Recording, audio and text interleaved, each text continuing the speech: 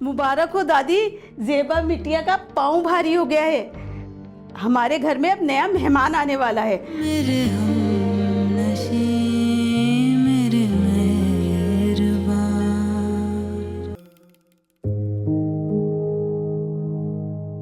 तुम ठीक हो बेटा? नहीं अम्मी, मैं ठीक नहीं हूँ, कुछ भी ठीक नहीं है।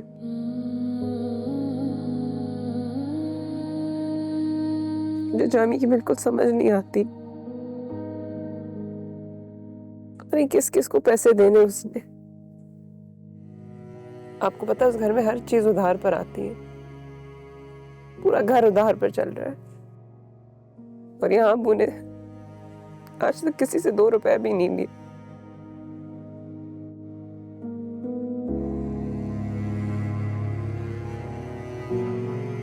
इतनी दफा फरहाना से बात की, लेकिन हर दफा बस वो यही कह देती, बस कारोबार शुरू कर रहे हैं। लेकिन वो ढाक के 3 बात।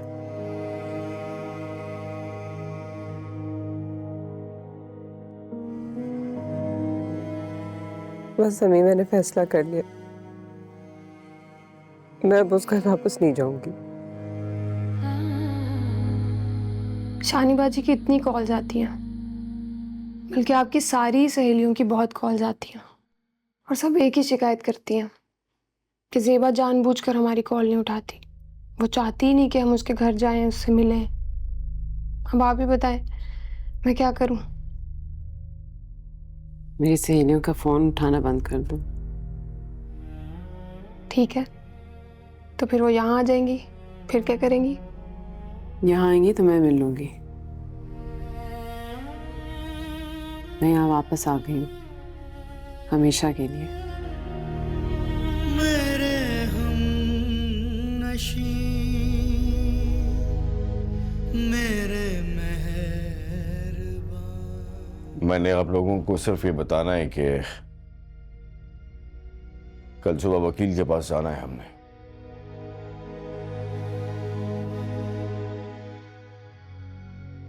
हमारा वकील अभी पूरा दायर नहीं करेगा। अभी हमारा वकील सिर्फ उनके खानदान वालों से बात करेगा कि सब कुछ अफाम तफहीम से हल हो जाए तो बेहतर है। अगर नहीं हुआ तो फिर केस दायर करेगा वो। क्या हो गया अम्मा आपको? आप रो क्यों रही हैं?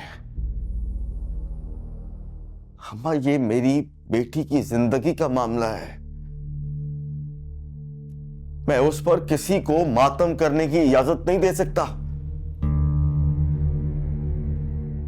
क्या हो गया अम्मा अगर तलाक हो जाएगी? हो जाती हैं तलाकें, और वो तलाक उस जिंदगी से लाख दर्जे बेहतर होती है जिसमें औलाद माँ बाप के सामने दोज़ख में जलती रहती है और वो कुछ कर नहीं पाते, खामोश तमाशाई बन के बस चुपचाप देखते रहते हैं। नहीं अम्मा, नहीं, मैं वो बाप नहीं हूं। मैं चुप नहीं रहूंगा। ये मेरी बेटी और मेरी ज़ेबा का मामला है।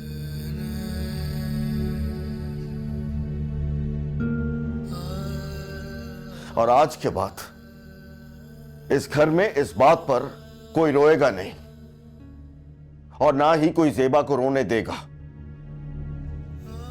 प्लीज समझा लें आप अपने आप को।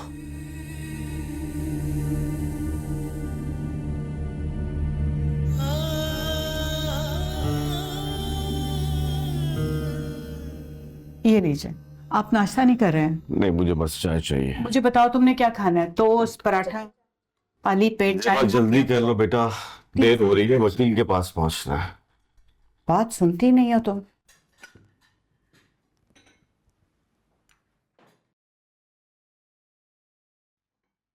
क्या हुआ, अंडा सही नहीं बना? मैं और बनवा देती। नहीं ठीक है अम्मी, बस अंडे की स्मेल से थोड़ी तबीयत खराब हो रही है। कमाल है, तुम तो इतने शौक से अंडा खाती हो रोज। कोई बात नहीं अम्मी, अभी थोड़ी घबराहट सी भी हो रही है। मैं भी आई।